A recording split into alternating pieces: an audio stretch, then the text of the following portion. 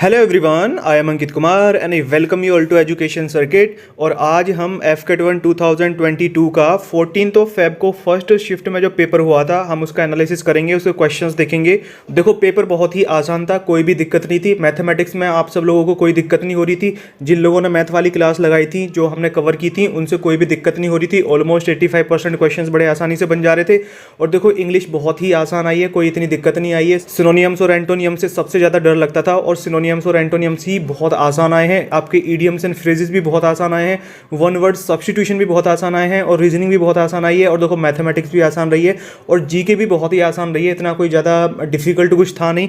Specially देखो इस वाली शिफ्ट में, ये 14 फेब की जो पहली वाली शिफ्ट थी, इसमें पेपर बड़ा ही आसान आया। ओके, तो देखो बच्चों का पेपर बहुत ही अच्छा गया है। तो चलिए हम देखते हैं कि कौन कौन से क्वेश्चन इसमें पूछे गए हैं और उनके आंसर्स क्या होंगे। राइट, तो चलिए शुरू करते हैं। एंड बिफोर स्टार्टिंग, इसी टाइप से आपके written examination and SSB interview से रिलेटेड टॉपिक्स पर इंपॉर्टेंट वीडियोस पाने के लिए चैनल को सब्सक्राइब कर लीजिए और बेल आइकन पर क्लिक करके ऑल नोटिफिकेशंस को एक्टिव कर लीजिए। ओके, चलिए शुरू करते हैं। देखो ये वो सभी क्वेश्चंस हैं जो कि आप लोगों ने भेजे हैं, ठीक है। I did not go for examination, आप लोगों ने एग्जाम दिया है तो आप लोगों ने जो मुझे क्वेश्चंस भेजे हैं ये वो क्वेश्चन है। अब इसमें क्या किस तरीके से, कुछ लोग बोलते हैं कि जी ये क्वेश्चन नहीं पूछा गया था, ये नहीं पूछा गया था। So you know the best, आपने क्वेश्चन भेजे हैं। राइट, और यदि आपको कुछ लग रहा है कि ऐसे क्वेश्चन हैं जो कि नहीं आए हुए हैं, so I am extremely sorry for that. Okay, देखो पहला वाला क्वेश्चन क्या था कि पेंसिल में जो पिगमेंट कोर होती है जिसको कि हम नॉर्मली लेड बोलते हैं, वो किस चीज़ का बना हुआ होता है। ये देखो ग्रेफाइट का बना हुआ होता है। और ये क्वेश्चन इतना रिपीटेड क्वेश्चन है, ये ऑलमोस्ट सभी कॉम्पिटिटिव एग्जामिनेशन जो भी ये आपके SSC RRB और बैंकिंग वगैरह के जो एग्जाम होते हैं इनमें ये क्वेश्चन काफ़ी बार पूछा जा चुका है। राइट, तो ये किसका बना हुआ होता है, ग्रेफाइट का बना हुआ होता है। राइट, अगला क्वेश्चन देखो क्या था, PASSEX exercise with Saudi Arabia, इसका वेन्यू क्या था। देखो जब मैं आपको डिफेंस करंट अफेयर्स कवर करा रहा था और जब भी जॉइंट मिलिट्री एक्सरसाइजेज आती थी मैं आपको ये बात एम्फेसाइज करके बोलता था कि जॉइंट मिलिट्री एक्सरसाइजेज जो हैं ये बहुत ही इंपॉर्टेंट हैं और किसी भी जॉइंट मिलिट्री एक्सरसाइज से 4 पॉइंट्स ज़्यादा इंपॉर्टेंट होते हैं। एक उसका नाम, एक उसका वेन्यू, एक उसका एडिशन और वो किन कंट्रीज के बीच में कंडक्ट कराई जाती है। राइट, और देखो ये वाली एक्सरसाइज मैंने करा रखी है, आप जाके देख लेना, वीडियोस में देख लेना जो डिफेंस करंट अफेयर्स की वीडियोस हैं। ओके, पैसेक्स एक्सरसाइज ये इंडिया ने सऊदी अरेबिया के साथ में जो करी थी तो इसने इसका वेन्यू पूछा था। तो ये क्या था, पर्शियन गल्फ। इंडिया और सऊदी अरेबिया ने पर्शियन गल्फ में ये पैसेक्स एक्सरसाइज कंडक्ट की थी। ये एक नेवल एक्सरसाइज होती है। पैसेक्स का मतलब ये एक तरीके से प्रैक्टिस एक्सरसाइज होती है और मैंने देखो आपको बताया था कि इंडिया वेरियस कंट्रीज के साथ में ये पैसेक्स एक्सरसाइज करती रहती है। ऑस्ट्रेलिया के भी साथ में करती है एंड सम अदर कंट्रीज के साथ में भी करती है। अगला क्वेश्चन देखो क्या था, मोटो ऑफ NCC। तो देखो NCC का मोटो क्या है, यूनिटी एंड डिसिप्लिन। ये क्वेश्चन भी काफी एग्जामिनेशंस में रिपीटेड है। देखो इस वाली शिफ्ट में जो क्वेश्चंस आपसे पूछे गए हैं जीके के, उसमें से अराउंड 90% जो क्वेश्चंस हैं वो सारे पहले के पूछे हुए क्वेश्चंस हैं, पुराने क्वेश्चंस हैं, ये SSC वगैरह में जो पूछे हुए क्वेश्चंस हैं। राइट, और देखो जब मैंने आपको स्ट्रेटजी बताई थी 1 मंथ हो तब मैंने आपको बोला था कि आप ये SSC के जो रिपीटेड क्वेश्चंस हैं आप इंटरनेट पे जाकर इनको सर्च कर लेना, उसमें से आपको direct as it is copy paste questions देखने को मिलेंगे। राइट, तो देखो ऐसा ही हो रहा है, अभी देखे जाओ, अभी आपको देखने को मिलेंगे काफ़ी सारे क्वेश्चंस। राइट, कुछ भी ज़्यादा ऐसा नया नहीं लगा है, only a few questions were new. Okay, अगला क्वेश्चन देखो क्या था, author of star gazing the players in my life. ये देखो किसकी बुक है, ये रवि शास्त्री जी की बुक है जो कि अभी इंडियन क्रिकेट टीम के हेड कोच थे। ओके, और देखो ये बुक भी मैंने आपको कराई हुई है, करंट अफेयर्स में मैंने ये कराई हुई है। यदि आप जाके देखो 3-4 महीने पुराने करंट अफेयर्स हैं, ठीक है। तो देखो इससे आपको क्या पता चल रहा है, ये एक तो इन्होंने जनवरी की जो करंट अफेयर्स हैं उससे भी क्वेश्चन पूछे हैं और थोड़े लेट, थोड़े पुराने जो करंट अफेयर्स हैं 7-8 महीने के जो करंट अफेयर्स हैं उससे भी इन्होंने क्वेश्चन पूछे हैं। तो ये देखो star gazing the players in my life, इसके ऑथर कौन है, ये है रवि शास्त्री। ठीक है, अगला क्वेश्चन देखो क्या था, ICC women cricketers of the year, ये अवार्ड किसको दिया गया है अभी। तो देखो ये दिया गया है इंडिया की स्मृति मंधाना को। ठीक है, इन्होंने हमारी थोड़ी इज्जत बचाई थी, अदरवाइज जो मेंस क्रिकेट टीम थी उसकी तो परफॉर्मेंस इसमें बहुत बेकार रही थी। हमारे खिलाड़ी नहीं आ पाए थे, जैसा कि पहले डोमिनेट करते थे, लेकिन इस बार कोई भी नहीं आ पाया था ये अच्छे लेवल का कोई भी अवार्ड लेने के लिए। और देखो ये क्वेश्चन मैंने आपको टेलीग्राम पर भी कराया था क्विज की फॉर्म में, और यूट्यूब पर भी मैंने ये क्विज की फॉर्म में कराया था। राइट, जिन जिन लोगों ने ये करा था उनको देखो पता होगा, और ये बड़ा आसान सा क्वेश्चन था, ये तो सभी को पता चल गया था। राइट, तो देखो कौन थी ICC women's cricketer of the year, she was Smriti Mandhana. ठीक है, उसके बाद में देखो क्वेश्चन क्या था, ऑपरेशन संकल्प। देखो ऑपरेशन संकल्प ये 2019 में स्टार्ट हुआ था। ये पर्शियन गल्फ में जब अदर कंट्रीज के जो टैंकर शिप होते थे, जब वो ऑयल लेके थ्रू स्ट्रेट ऑफ हार्मूज आते थे और जब ईरान और अमेरिका के बीच में टेंशन चल रही थी, तो आपको याद होगा कि कई टैंकर शिप्स पर आक्रमण किया गया था, अटैक किया गया था बाय मिसाइल्स। ठीक है, तो इंडिया की भी आती थी वहाँ से। तो इंडिया की इन शिप्स को सेफगार्ड करने के लिए इंडियन नेवी ने ये ऑपरेशन लॉन्च किया था जिसका नाम था ऑपरेशन संकल्प। ये देखो स्ट्रेटेजिकली चीज़ों से रिलेटेड है, ये करंट अफेयर्स का क्वेश्चन था। ठीक है, अगला क्वेश्चन देखो क्या था, सेकेंडरी पोल्यूटेंट्स। देखो प्राइमरी पोल्यूटेंट्स क्या होते हैं, जो कि एयर में आते हैं, राइट, डायरेक्ट एयर में आते हैं, एयर के थ्रू होते हैं, और उसके बाद में जो कन्वर्ट होकर जो बनते हैं उसको फिर हम सेकेंडरी पोल्यूटेंट्स बोलते हैं। तो देखो ये नाइट्रोजन, कार्बन मोनोऑक्साइड और ये कार्बन डाइऑक्साइड, ये सभी प्राइमरी पोल्यूटेंट्स हैं। तो सेकेंडरी क्या होगा, स्मोक होगा। देखो स्मोक बाद में बनता है, ये देखो मॉइस्चर वगैरह सबसे मिलके तब उसके बाद में बनता है स्मोक, उसके बाद में तो पोल्यूशन होता है। तो ये सेकेंडरी पोल्यूटेंट है। अगला क्वेश्चन देखो क्या था, वो क्रॉप जो कि सोइल में नाइट्रोजन की मात्रा, नाइट्रोजन की क्वांटिटी को बढ़ाती है। तो देखो ये जो भी पल्सिस टाइप की जो क्रॉप्स होती हैं, जैसे कि ग्राम वगैरह हो गए, ये सारी जो क्रॉप्स होती हैं ये सोइल में नाइट्रोजन के लेवल को बढ़ाती हैं, राइट। ये क्वेश्चन भी एग्जामिनेशंस में काफ़ी बार पूछा जा चुका है, एसएससी वगैरह में तो काफ़ी बार पूछा जा चुका है। और ये जो सेकेंडरी पोल्यूटेंट वाला जो है ये भी काफ़ी बार पूछा जा चुका है, राइट। अगला क्वेश्चन देखो क्या था, organisation for the prohibition of chemical weapons, इसका हेडक्वार्टर कहाँ पर है, राइट। इसको देखो शॉर्ट में क्या बोलते हैं, OPCW। इसका हेडक्वार्टर्स कहाँ पर है, तो ये है द हेग, नीदरलैंड। ठीक है, नीदरलैंड में इसका हेडक्वार्टर है। ओके, और देखो मैंने जब आपको स्ट्रेटजी बताई थी उसमें मैंने उस चार्ट में जीके के जितने भी टॉपिक्स हैं उसमें मैंने देखो आपको ये सारी चीज़ें बताई थी कि हेडक्वार्टर से रिलेटेड क्वेश्चन पूछा जाता है। ओके, अगला क्वेश्चन देखो क्या था, वो पिगमेंट जो डिटरमाइन करता है कि हमारे हेयर का जो कलर है उसको कौन सा पिगमेंट डिटरमाइन करता है, तो उसका नाम क्या है, तो देखो इसका नाम है मेलानिन, राइट। ये क्वेश्चन पूछा गया है, ये भी एग्जामिनेशन में पूछा जा चुका है पहले। अगला क्वेश्चन देखो क्या था कि पद्मापानी पेंटिंग्स जो हैं ये किन केव्स में पाई जाती है, तो ये अजंता केव्स में पाई जाती है। और अजंता केव्स कहाँ पर पाई जाती हैं, ये महाराष्ट्र में पाई जाती हैं, राइट। और क्वेश्चन देखो क्या था, इकोनॉमिक्स से देखो क्या क्वेश्चन था कि रेपो रेट क्या होता है, तो देखो रेपो रेट वो होता है जिस रेट पर कमर्शियल बैंक RBI से, रिजर्व बैंक ऑफ इंडिया से लोन लेती हैं। ठीक है, तो वो जो रेट होती है उसको हम रेपो रेट बोलते हैं। देखो ये जितने भी क्वेश्चन हैं ये कोई ज़्यादा डिफिकल्ट क्वेश्चन नहीं है, ये सभी घूमने फिरने वाले क्वेश्चन हैं जो कि इंटरनेट पर यदि आप थोड़ा सर्च करो तो आपको मिलते रहेंगे ये क्वेश्चन।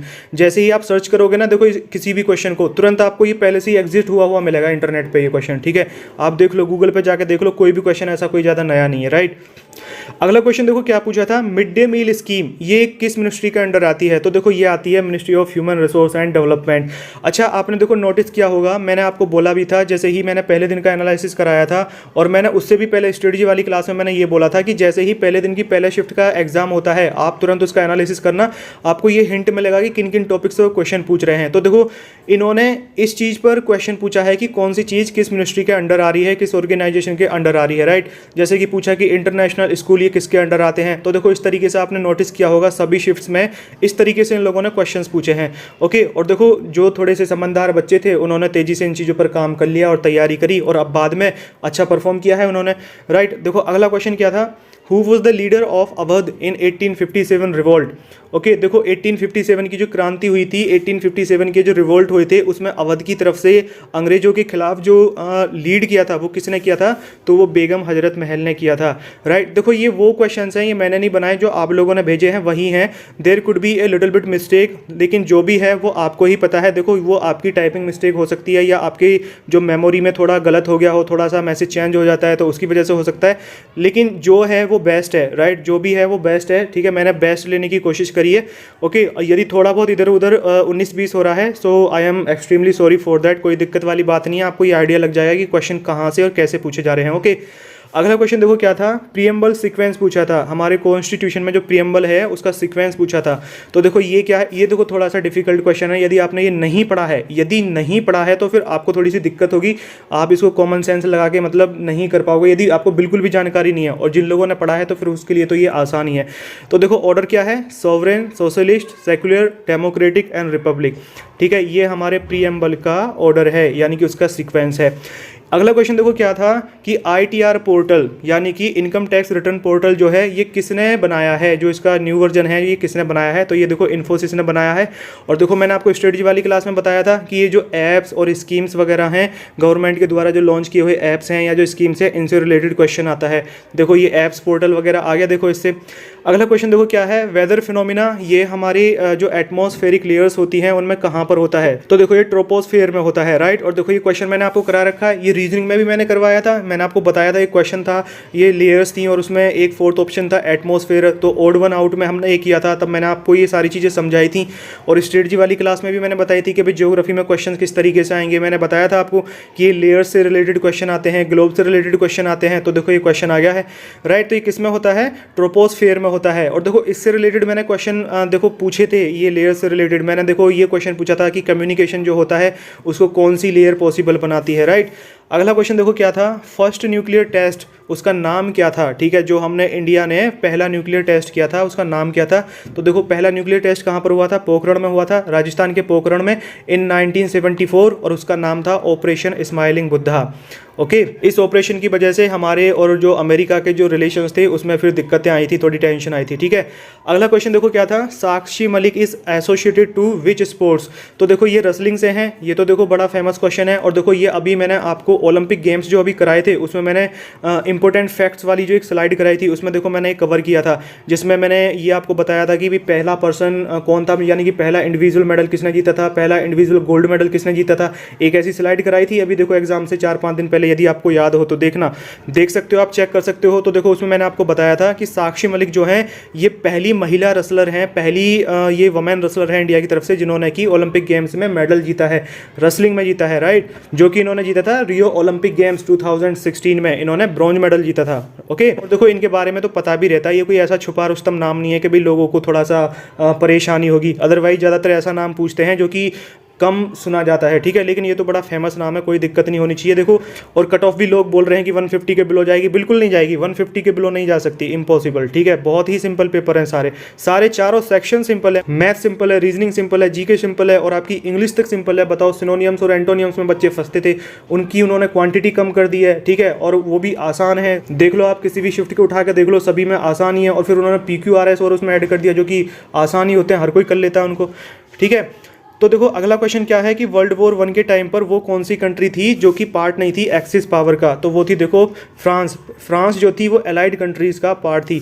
ये देखो ये भी क्वेश्चन थोड़ा सा it could be little bit difficult for you people those who are not aware about it, ठीक है, इतना डिटेल में कम ही लोग जा पाते हैं। लेकिन देखो मैंने आपको बोला था कि 100 में से 20% जो क्वेश्चन होते हैं these are a little bit difficult and remaining 40% are easy and moderate. तो देखो एक दो क्वेश्चन तो फंसते ही हैं, कोई सारे क्वेश्चन थोड़ी करने होते हैं हमको, राइट। अगला क्वेश्चन देखो क्या था, foreigner who got Padma Vibhushan इन 2021, तो देखो जापान के जो फॉर्मर प्राइम मिनिस्टर थे मिस्टर शिंजो अबे, इनको पद्म विभूषण अवार्ड से सम्मानित किया गया था इन 2021। और देखो ये क्वेश्चन मैंने आपको करा रखा है, आप जाकर देखना, जो पद्मा अवार्ड्स की जो स्लाइड है उसमें भी मैंने करा रखा है, और मैंने करंट अफेयर्स की जो एक वीडियो थी उसमें भी मैंने कराया हुआ था। ये पिछले 2 महीने का नहीं है, 2 महीने से थोड़ा पुराना है ये, ठीक है। तो देखो इसमें इन्होंने थोड़ा पुराना क्वेश्चन पूछा है, मतलब पिछले 7-8 महीने के जो करंट अफेयर्स हैं उससे रिलेटेड इन्होंने क्वेश्चन पूछा है, राइट। तो देखो ये हैं आपके जीके के सेक्शन के क्वेश्चन जो कि आप लोगों ने मुझे भेजे हैं, राइट। और देखो इसमें कोई भी ऐसी डिफिकल्टी नहीं थी। अब चलिए आगे बढ़ते हैं, अब जरा हम थोड़ा और दूसरे सेक्शन को देख लेते हैं, इंग्लिश को देखते हैं। अब देखो आप जरा इंग्लिश का लेवल देखो इसमें कुछ है क्या, ये सारे पुराने क्वेश्चन हैं, ठीक है, कुछ भी नया नहीं है। देखो पॉम्पस का सिनोनियम, ठीक है, कुछ भी नहीं है इसमें। देखो हम्बल मतलब बहुत ही ज़्यादा विनम्र, इसका देखो एंटोनियम क्या होगा, फिर हम्बल का एंटोनियम क्या होगा, रूड होना, मतलब विनम्र ना होना, ठीक है। और देखो ये आपके इडियम्स और फ्रेजेस में क्या पूछा था, पुल द लॉन्ग फेस का मतलब फीलिंग सैड, ठीक है, सैड फील करना। एप्पल पाई ऑर्डर का मतलब बहुत ही एक सिस्टमेटिक ऑर्डर में, साफ सफाई के साथ में, नीटनेस के साथ में चीज़ों का अरेंज होना, ठीक है। एप्पल पाई ऑर्डर बोलते हैं ना कि एप्पल को यदि हम काटे तो वो बिल्कुल एकदम फिक्स बैठे, यदि उसमें से हम काटे तो बिल्कुल फिक्स बैठे, ऐसे ऑर्डर में हर चीज़ अरेंज होनी चाहिए। और देखो ये जो आपके इडियम्स एंड फ्रेजेस हैं बड़े ही आसान है, और आप इनको जिन्होंने थोड़े बहुत पढ़े हैं उनको पता होगा, ये बहुत ही सिंपल हैं और ये काफ़ी एग्जामिनेशंस में पहले पूछे जा चुके हैं। और देखो ये सिनोनियम्स और एंटोनियम्स में तो क्या था, ये बताओ हम्बल का एंटोनियम पूछ रहा है, बताओ कितना सिंपल सा, कितना इजी वर्ड है। और यही ये सिनोनियम्स और एंटोनियम्स का ही फियर होता है बच्चों के अंदर इंग्लिश के सेक्शन में, और देखो वो भी उसने इजी कर दिया और इनकी क्वांटिटी भी घटा के कम कर दिया, राइट। और देखो वन वर्ड सब्स्टिट्यूशन में देखो क्या पूछा है, who renounces believes in religious and political believes, तो इसको हम क्या बोलते हैं, एपोस्टेट बोलते हैं। आपने देखो जहां से भी जिस भी किसी सोर्स से ये पढ़े होंगे वन वर्ड सब्स्टिट्यूशन, ये उसमें जरूर होता है, ये क्वेश्चन हर जगह पे होता है ये, क्योंकि ये बहुत ही बार पूछा जा चुका क्वेश्चन है, ये सारे मोस्ट रिपीटेड क्वेश्चन है, बहुत बार पूछे जा चुके हैं। Place where weapons are made, इसको क्या बोलते हैं हम, आर्सेनल बोलते हैं। बताओ कुछ भी नहीं था, बहुत सिंपल क्वेश्चन है ये, ठीक है।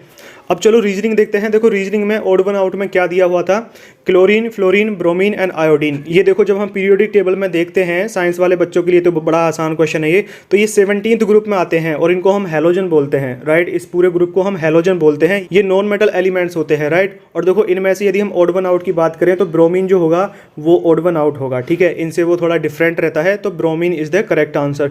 अगला क्वेश्चन देखो क्या था, ये वेन डायग्राम से था, स्पोर्ट्स, क्रिकेट एंड फुटबॉल। ये देखो वो क्वेश्चन है जो आपने भेजा है, there could be a little bit difference, ठीक है। अब वो आपको पता है, देखो जो आपने बोला है, जो आपने लिख के भेजा है, मैं वो करा रहा हूं। देखो अब इससे सिंपल कोई क्वेश्चन हो सकता है कि वेन डायग्राम में, पागल इंसान भी इसको देखो सही कर लेगा। ये हुआ आपका स्पोर्ट्स, ठीक है। स्पोर्ट्स के अंदर देखो क्या है, एक क्रिकेट है और एक फुटबॉल है। क्रिकेट कभी फुटबॉल हो सकता है क्या, नहीं, तो ये दोनों एक दूसरे को इंटरसेक्ट नहीं करेंगे, तो एक सर्कल में दो सेपरेट सर्कल बनेंगे, तो ये आपका वेन डायग्राम हो जाएगा। अगला क्वेश्चन देखो क्या था वेन डायग्राम का, डिकेड, ईयर और सेंचुरी। देखो सेंचुरी किसको बोलते हैं, 100 को बोलते हैं, और डिकेड किसको बोलते हैं, ये 10 को बोलते हैं। 10 ईयर्स का जो एक पीरियड होता है उसको हम डिकेड बोलते हैं, और ईयर किसको बोलते हैं, एक ईयर को बोलते हैं, आप सभी को पता ही है, राइट। तो देखो सेंचुरी में आएगा डिकेड, ओके, और डिकेड के अंदर आएगा ईयर। देखो कितना सिंपल वेन डायग्राम है, बिल्कुल भी कंफ्यूजिंग नहीं है, अदरवाइज वो ऐसे ऐसे वर्ड्स डालते हैं जिनमें कि बच्चे कंफ्यूज होते हैं। देखो बहुत ही सिंपल है, ओके। तो देखो ये दोनों, ये भी बहुत सिंपल है। अगला क्वेश्चन देखो कौन सा था, ये ऑड वन आउट का था, Chrome, Opera, Google and Edge. तो देखो ये क्रोम, ओपेरा और एज ये हैं ब्राउजर्स, और जो गूगल है ये है सर्च इंजन, तो ये हमारा ऑड वन आउट हो जाएगा। और देखो आपका ये इससे एनालॉजी से क्या क्वेश्चन पूछा था, if shoe is to cobbler then chair is to what, ठीक है। देखो कितना सिंपल है, जब मैंने आपको एनालॉजी कराई थी, जब मैं आपको समझा रहा था, उसका जब मैं कॉन्सेप्ट समझा रहा था, तब मैंने यही एग्जांपल लिया था, यही वाला एग्जांपल लिया था, ठीक है। तो देखो शू यानी कि जूते चप्पलों को कौन सही करता है, कोबलर करता है, मोची करता है। चेयर को कौन करेगा, कारपेंटर करेगा, बढ़ई करेगा। तो बताओ हमारा आंसर क्या होगा, कारपेंटर होगा। तो ये है आपका 14 फेब को फर्स्ट शिफ्ट में जो क्वेश्चंस पूछे गए हैं, जो कि आप लोगों ने मुझे भेजे थे, उनका ये एनालिसिस है, ये उसका सॉल्यूशन है, आपको पता चल गया होगा। देखो पेपर बड़ा ही आसान था, कोई दिक्कत नहीं थी, चारों सेक्शन सारे ही आसान थे। इसमें देखो आप बड़े आसानी से 80% क्वेश्चंस को कर सकते थे, कोई भी दिक्कत नहीं थी, बच्चे बहुत अच्छा करके आए हैं। मुझे जो मैसेजेस मिले हैं बच्चों के, तो उनको कोई भी दिक्कत नहीं हुई है इस एग्जाम में, दे आर क्वाइट कॉन्फिडेंट, ठीक है। वो बहुत ही कॉन्फिडेंट हैं कि उनके 200 प्लस बड़े आसानी से नंबर आ जाएंगे। ये तो देखो मुझे लग रहा है कि जितनी भी शिफ्ट कराई है ना, उसमें सबसे ज़्यादा आसान शिफ्ट थी ये 14 फेब की मॉर्निंग वाली जो शिफ्ट थी, पहली वाली जो शिफ्ट थी, बड़ा ही आसान पेपर था, ठीक है। तो ये था 14 फेब का फर्स्ट शिफ्ट का पेपर। इसके अलावा और भी जो शिफ्ट्स रही हैं आपकी 12 और 13 फरवरी की, वो मैंने करा दी है। यदि आपने नहीं देखी है तो जरूर देख लेना, ये आपको अगले साल की तैयारी में बहुत मददगार होंगे, ठीक है। इनसे देखो आपको आइडिया मिलेगा, दोज हु आर फ्रेशर, ठीक है, जो पहली बार गए थे, उनके लिए ये बहुत ही मददगार होगा, और आगे आप इसी हिसाब से तैयारी करना। और देखो मैंने जब आपको स्ट्रेटजी वाली क्लास में वो सारे जीके के टॉपिक्स बताए थे, तब मैंने देखो ये सारी चीज़ें आपको बताई थी, ठीक है, कि भाई कहाँ कहाँ से क्वेश्चन आएंगे। तो चलो अब देखो घबराने की कोई ज़रूरत नहीं है, जो भी कुछ है अब आप ये अपने रिजल्ट पे छोड़ दो, रिजल्ट आपका आ जाएगा, बहुत ही जल्दी आ जाएगा। और जिनका पेपर अच्छा नहीं गया है तो उनको घबराने की जरूरत नहीं है, उनको अगले 5-6 महीने के बाद में फिर से अपॉर्चुनिटी मिलेगी। और जिनका पेपर अच्छा गया है, now they should start preparing for SSB and for AFCAT 2022 as well, ठीक है। और देखो आगे आने वाली क्लासेस में हम एसएसबी की टेक्निक्स, जो भी उसमें टेस्ट होते हैं, किस तरीके से वो आपको टेस्ट करते हैं, आपकी पर्सनैलिटी को किस तरीके से टेस्ट करते हैं, आपको कैसे तैयारी करनी चाहिए, क्या आपको ट्रिक्स एंड टेक्निक्स फॉलो करनी चाहिए हर टेस्ट में परफॉर्म करने के लिए, और ये आपके एफकेट से रिलेटेड जो भी इंपॉर्टेंट थिंग्स होंगी, उन सभी पर हम वीडियोस कवर करेंगे, क्लासेस कवर करेंगे। तो वो आपकी मिस नहीं होने चाहिए, उसके लिए आप चैनल को सब्सक्राइब करके बेल आइकन पर क्लिक करके ऑल नोटिफिकेशंस को एक्टिव कर लीजिए, जिससे कि सभी वीडियोस के नोटिफिकेशंस आपको मिलते रहें, ओके। तो चलिए, stay happy and all the very best for your result and then for further testing, and that's all for today. Bye for now.